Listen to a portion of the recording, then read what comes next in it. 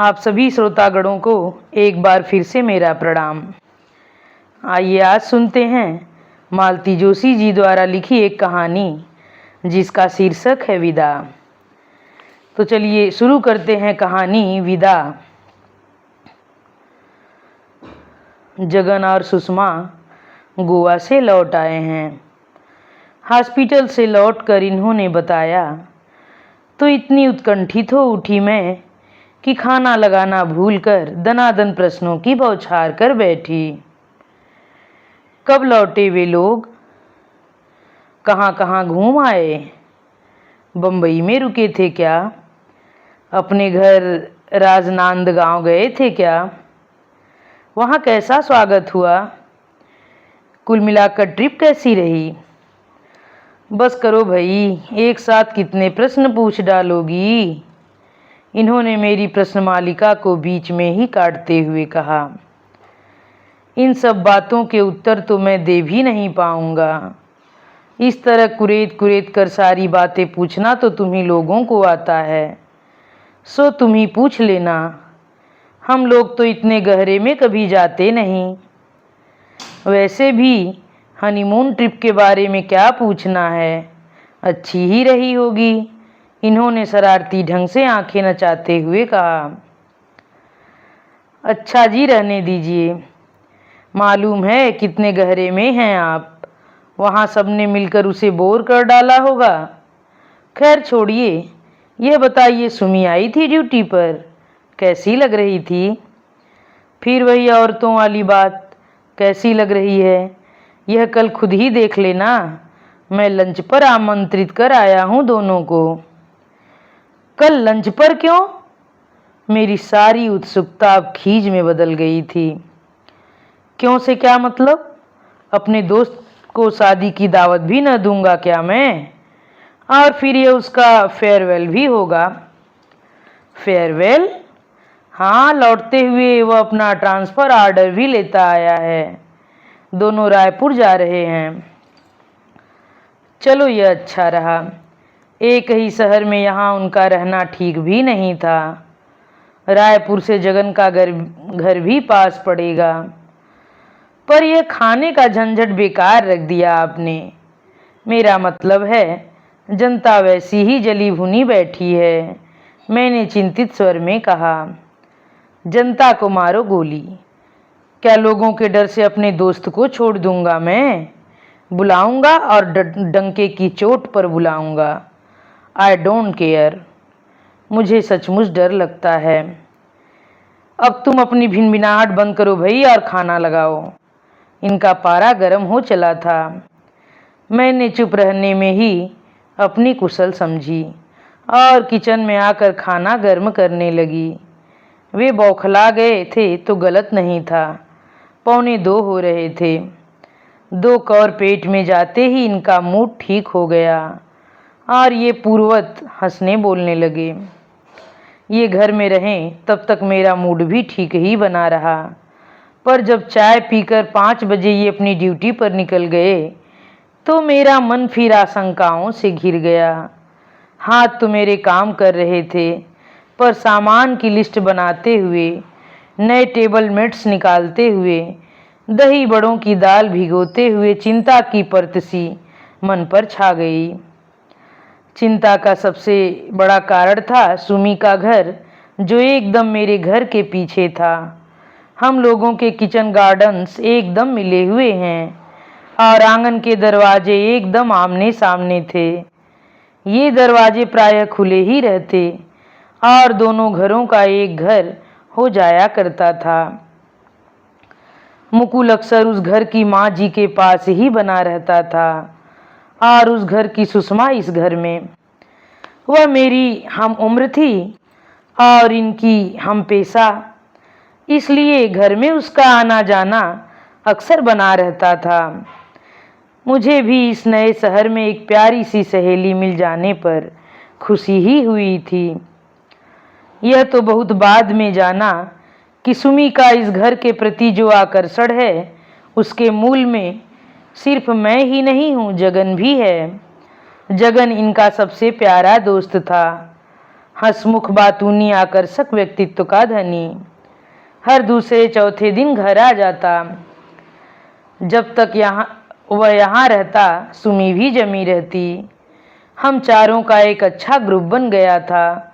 Picture, picnic, shopping, कोई भी programme हो, हम लोग साथ जाते। मौसम इजाज़त नहीं देता तो घर पर ही ताश की बाजी जम जाती। नन्हा मुकुल खिलौना बना सबके बीच में घूमता रहता। मेरी भी नई नवेली गृहस्थी थी। अपने आनंद में, आकंठ में डूबी हुई मैं दीन दुनिया से बेखबर थी। जगन और सुषमा के बीच चल रहे प्रणय व्यापार का मुझे कितने दिनों तक पता ही नहीं चला। सच तो यह है कि जगन ने ही अपना राज मुझ पर खोला था। सुनकर एक बारगी तो मैं भौचक्की रह गई थी और फिर अपनी ही बेवकूफ़ी पर खूब हंसी आई थी कि इतने दिनों तक कैसे आंखों पर पट्टी बांध कर बैठी रही मैं। जगन पंडित परिवार के यहाँ स्वयं जाने की हिम्मत नहीं जुटा पा रहा था, इसीलिए मुझे अपना वकील बनाकर वहाँ भेजना चाह रहा था। सब कुछ सुन लेने के बाद मुझ में एक उत्साह का संचार हो गया था। मैंने खुशी खुशी उसका अनुरोध स्वीकार कर लिया, पर मेरी वह खुशी ज़्यादा देर नहीं टिक सकी। सुषमा के घर जाकर मैंने मुंह खोला भर था। लगा जैसे कोई विस्फोट हो गया हो। उसके पिताजी तख्त पर बैठकर किसी धार्मिक ग्रंथ का पाठ कर रहे थे। हालांकि बात मैंने सीधे उनसे नहीं की थी, माँ जी को माध्यम बनाया था, पर मेरी बात समाप्त होते न होते उन्होंने एक भारी आवाज के साथ पुस्तक बंद की, चश्मा उतार कर हाथ में लिया और फिर जो बोलना शुरू किया तो हमारी अगली पिछली सातों पीढ़ियों का तर्पण कर डाला। मैं हक्की बक्की होकर उनका मुंह ही देखती रह गई। बड़ी देर बाद समझ में आया कि विवाह का प्रस्ताव तो मैं लेकर पहुंच गई थी, पर वर के कुल गोत्र जाति पाति का विचार मुझे छू भी नहीं गया था। उनकी बमबारी बदस्तूर जारी थी। जनेऊ हाथ में लिए वे तरह तरह के श्राप दिए जा रहे थे। लफंगों को घर में बुलाने के लिए दोष दे रहे थे। उनके आरोपों का प्रतिवाद करने की न तो मुझ में शक्ति थी न साहस था। मैं तो बस बुत बनी खड़ी रह गई थी।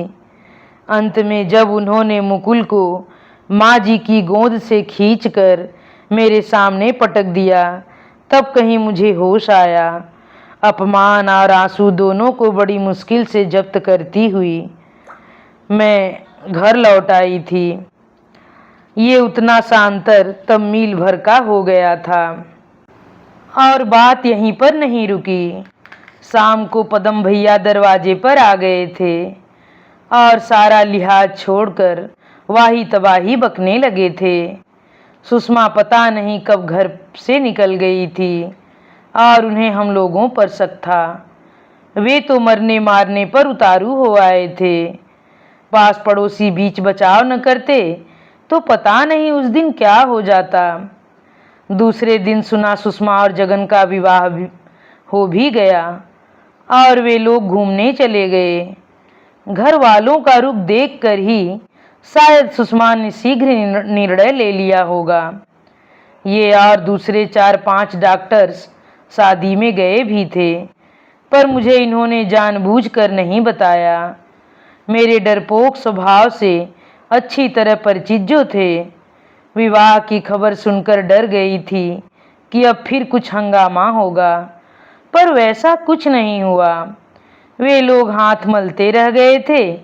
लड़की सज्ञान थी और कानून उसके पक्ष में था। हम दोनों परिवारों का वह स्नेह संबंध एकदम टूट गया था। पीछे का दरवाजा मैंने बंद ही कर दिया था। बाड़ी में भी चोरों की तरह जाती। उन लोगों के आशीर्वचन फिर भी सुबह शाम सुनाई दे जाते और मैं तिलमिलाकर रह जाती। वैसे भी लड़ना मेरे स्वभाव से मेल नहीं खाता और इन्होंने भी चुप रहने की सख्त हिदायत दे रखी थी। यह एक पक्षी युद्ध फिर ज़्यादा दिनों तक नहीं चला। वे लोग खुद ही थक हार कर चुप हो गए। 15 दिनों से तो बिल्कुल अमन चैन था। मैंने छुटकारे की सांस ली ही थी और इन्होंने यह आयोजन कर डाला। फिर से सारे प्रसंगों की पुनरावृत्ति को झेलना मेरे बस की बात नहीं थी और इसलिए डर लग रहा था। सब्जी वगैरह हम रात को ही ले आए थे, क्योंकि सुबह तो इनके पास समय होता नहीं। उपहार में देने के लिए स्टील का लेमन सेट भी ले लिया था। फिर भी बिस्तर पर पड़े पड़े मुझे याद आया कि हरी मिर्च तो बिल्कुल ही नहीं ला पाए हैं। दरअसल जब से थोड़ी थोड़ी आंगनबाड़ी शुरू की है, हरा धनिया, हरी मिर्ची, पुदीना वगैरह लाने की आदत छूट सी गई है। इनसे कहना तो बेकार था, उल्टे झल्ला पड़ते। मुंह अंधेरे ही उठकर मैं बाड़ी की ओर चली गई। अजीब सी परिस्थिति हो गई है। अपने ही घर में चोरों जैसे रहने लगे हैं आजकल। जरूरत भर मिर्च तोड़कर लौट ही रही थी कि आवाज आई, बहू। चौंक कर देखा, माँ जी ही थी। इतने अधिकार से मुझे बहू कहने वाला यहाँ और है ही कौन। दरवाजे पर ठिठक कर खड़ी रह गई मैं। उन्होंने एक बार कनखियों से अपने सोए घर की ओर देखा और पूछा, आज सुमी आ रही है ना? आपको कैसे मालूम हुआ? मैंने सशंकित स्वर में पूछा। कल डॉक्टर साहब बात कर रहे थे तब सुना था। इतना गुस्सा आया मुझे। क्या इन लोगों के कान इधर ही लगे रहते हैं? इच्छा तो नहीं थी, पर शिष्टाचार बस रुक ही जाना पड़ा। माँ जी शायद कुछ कहना चाह रही थी, क्योंकि पहले तो उन्होंने अपना दरवाज़ा बाहर से बंद किया और फिर अपने बगीचे के सिरे पर आकर खड़ी हो गईं। फिर भी उनकी हिम्मत नहीं पड़ रही थी और वे सशंकित नज़रों से बार बार पीछे मुड़कर देख रही थीं। कुछ क्षण तो मैंने प्रतीक्षा की, फिर तंग आकर कहा, अंदर आ जाइए न माँ जी। न बेटे, अंदर नहीं आऊँगी। बाप बेटे दोनों ने मिलकर कसम जो दे दी है। यहाँ तक भी बड़ी चोरी से आई हूँ। ये पूजा पर बैठे हैं और बाकी सब लोग सो रहे हैं। सुमी के आने की बात सुनी तो नहीं रहा गया मुझसे। कितने बजे आ रहे हैं वे लोग?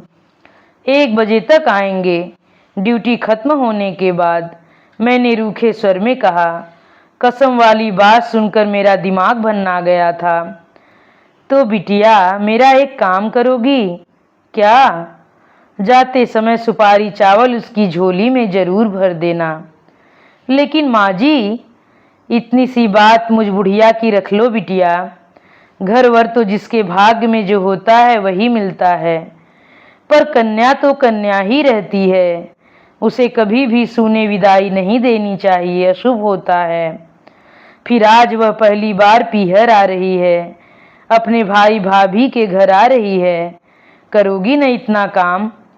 हाँ या ना कुछ भी नहीं कह पाई, बस मैं उनकी ओर देखती ही रह गई।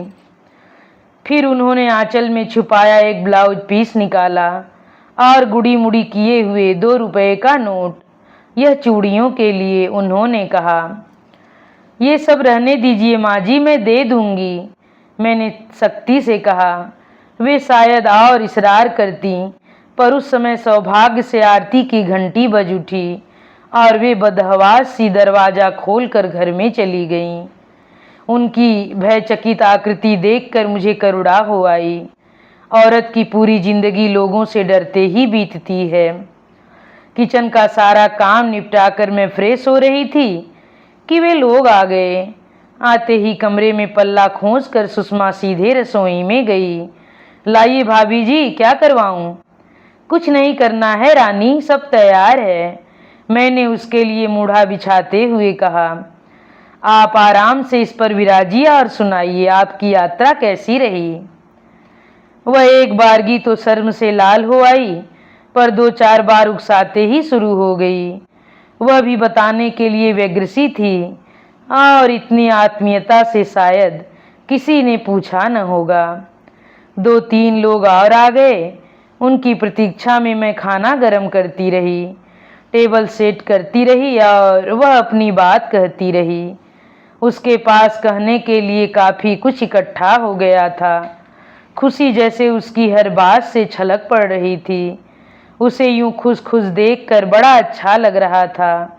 मुझे सबसे ज़्यादा खुशी तो इस बात की हुई कि ससुराल में उसका बड़ा अच्छा स्वागत हुआ। झटपट विवाह पर न तो किसी ने आपत्ति उठाई न आलोचना की। शादी की खुशी में एक शानदार पार्टी भी दे डाली। सास ससुर देवर सबकी प्रशंसा के लिए उसे शब्द नहीं मिल रहे थे। इतनी अभिभूत थी वह। बड़ी देर बाद उसे होश आया। कितनी बेवकूफ़ हूँ न मैं, आप ही कहे जा रही हूँ। आप भी कुछ सुनाइए। हम अपनी क्या सुनाएं, वही पुराना राग अलाप रहे हैं। खबरें तो इस समय सिर्फ आपके पास हैं। और हमारे दौलत खाने के क्या हाल चाल हैं, सब राजी खुशी हैं? उसने कसैले स्वर में पूछा। हाँ, सब ठीक ही है। अब हम लोगों की बोलचाल नहीं है। वह तो खैर होना ही था। मुझ पर गुस्सा नहीं उतार सके तो आपको बलि का बकरा बना दिया है। ठीक ही है ना? असली गुस्सा तो हम पर ही है भाई, मैंने कहा। हम लोगों के कारण ही तो सब गड़बड़ हो गया, सब अरमान धरे रह गए। कौन से अरमान? वही जो हर माँ बाप के दिल में लड़की की शादी के लिए होते हैं। तो इतने दिनों तक क्या सांप सूंघ गया था सबको? जानती हैं, इस अक्टूबर में मैं 26 की हो जाऊंगी। अब तक वे लोग क्या करते रहे? 25-26 तो सुमी, आजकल शादी की आम उम्र हो गई है। वैसे पदम भाई साहब बेचारे दौड़ धूप कर तो रहे थे। हाँ, दौड़ धूप तो खूब कर रहे थे। हर बार इतनी ऊंची उड़ान भरते थे कि रिफ्यूज़ल आना निश्चित हो जाता था। अब तो यह भाग्य की बात है, मैंने अनजाने में ही पदम भाई साहब का पक्ष लेते हुए कहा। पर देखते समय तो आदमी अच्छा ही घर देखता है ना? इन बातों में कोई दम नहीं है भाभी जी। ईमानदारी की बात तो यह है कि 500 रुपया महीना घर में आता किसको बुरा लगता है। अब इन लोगों को आटे दाल का भाव पता चलेगा। हर हफ्ते पिक्चर, हर महीने साड़ी, हर साल सैर, सब भूल जाएंगे जनाब। रहने दे उन सब बातों को अब। तू तो खुश है न बस, मैंने कहा। पितृतुल्य भाई के लिए उसके मुंह से ऐसी बातें मुझे अच्छी नहीं लग रही थीं। उसका भी दोष नहीं था। ससुराल से इतना स्नेह, इतना आदर बटोर कर लाई थी कि वह उसकी तुलना में यहाँ का व्यवहार और भी कड़वा लग रहा था। खाने पीने, हंसी दिल्लगी में दोपहर कब साँझ में ढल गई पता ही नहीं चला। और लोग तो खा पी कर चले गए थे, पर जगन और सुषमा पीछे रह गए थे। बहुत दिनों के बाद हम लोगों की चौकड़ी जमी थी, इसलिए उठने का मन ही नहीं हो रहा था। मुकुल भी खुश था। बहुत दिनों के बाद उसे अंकल मिले थे, बुआ मिली थी।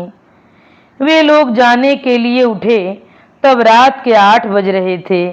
सनमाइका की ट्रे में करीने से सजाकर रखा हुआ लेमन सेट दोनों हाथों में उठाकर इन्होंने बड़ी नाटकीयता के साथ कहा, हमारी ओर से तुच्छ भेंट। एकदम अप्रतिभ हो उठा जगन। इन फॉर्मेलिटी की भी जरूरत रह गई थी। फॉर्मेलिटी नहीं है यार, इन्होंने उसकी पीठ पर धौल जमाते हुए कहा। छोटी सी चीज है, गृहस्थी में काम आएगी। इसे देखकर हमारी याद कर लेना। और मुझे एकदम याद आया, सुमी जरा अंदर तो आ। वह भीतर आई। उस समय मैं ठाकुर जी की चौकी के सामने पाट बिछाकर रंगोली डाल रही थी। यह क्या भाभी, मुझे फिर से खाना खिलाने का इरादा है क्या? तू पहले चुप करके बैठ तो फिर बताऊंगी। क्या बोरियत है, वह भुनभुनाई और मुंह पर एक बेजारी ओढ़कर बैठ गई। एक थाली में सुपारी चावल निकाल लाई मैं। पहले उसका कुमकुम तिलक किया, फिर उसके आंचल में रुमाल बिछाकर 3 बार अंजलि भर भर चावल उसमें डालती गई। कुछ दाने माथे पर भी, ठीक वैसे ही जैसे माँ ने मेरी विदा के समय किया था। वह गंभीर बनी सब कुछ देखती रही। पर ज्यों ही मैंने एक ब्लाउज पीस और 5 का नोट निकाला तो उसने मेरा हाथ पकड़ लिया। बस भाभी जी, इतना बड़ा प्रेजेंट दे दिया है आपने, अब इसकी ज़रूरत नहीं है। वाह, ज़रूरत कैसे नहीं है? प्रेजेंट तो अपनी जगह है पगली, यह तो विदा का दस्तूर है। साड़ी न सही बहन बेटी के लिए एक ब्लाउज का कपड़ा तो है, डॉक्टरनियों के लिए कोई अलग नियम थोड़े ही हैं। और ये रुपए चूड़ियों के लिए हैं, मना नहीं करते, मैंने बुजुर्गाना लहजे में कहा। वह कुछ देर तक तो आश्चर्य से मुझे देखती रही, फिर उसकी बड़ी बड़ी आंखों में पानी भर आया और दूसरे ही क्षण मेरे कंधे पर सिर रखकर वह भरभरा कर रो उठी। अभी आप सुन रहे थे मालती जोशी जी द्वारा लिखी एक बहुत ही खूबसूरत कहानी जिसका शीर्षक था विदा। और कहानी समाप्त हुई। आप सभी श्रोतागणों से मेरा एक बार फिर से नम्र विनुरोध है कि अगर कहानी पसंद आए तो कृपया मेरे चैनल को सब्सक्राइब, वीडियो को लाइक और कमेंट करके ज़रूर बताइए कि कहानी आप लोगों को कैसी लगी। धन्यवाद।